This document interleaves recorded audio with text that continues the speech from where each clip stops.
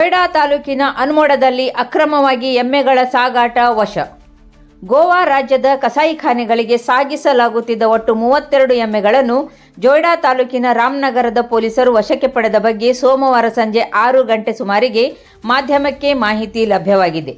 ಅನ್ಮೋಡದಲ್ಲಿ 36 ಎಮ್ಮೆಗಳನ್ನು ಹಾಗೂ 3 ಐಷರ್ ವಾಹನಗಳನ್ನು ಪೊಲೀಸರು ಜಪ್ತಿ ಮಾಡಿ ಒಟ್ಟು 6 ಜನರನ್ನು ಬಂಧಿಸಿ ಮುಂದಿನ ತನಿಖೆಯನ್ನು ಕೈಗೊಂಡಿದ್ದಾರೆ.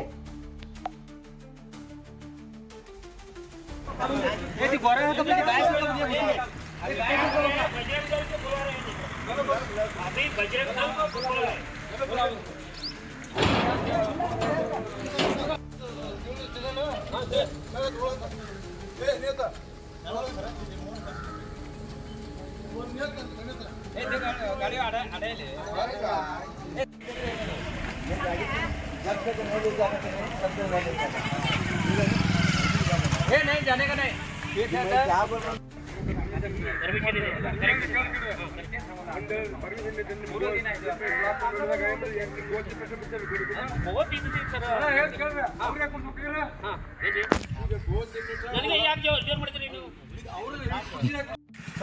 आम्हाला मशा वगैरे बैल पाळायला आणायला गोव्याला गेलो तर परमिशन नाही देत, गेट ब्लॉक करतात आणि इकडनं कापायला म्हशी द्यायला परमिशन गव्हर्नमेंट देतात. हे कोण निकाल देत आहे कोण करतं आम्हाला माहीत नाही. त्याच्यासाठी आम्ही गाडी अडवलेली आहे. याची दखल पोलीस स्टेशनवर गेटपासून सगळ्यांनी घ्यावी.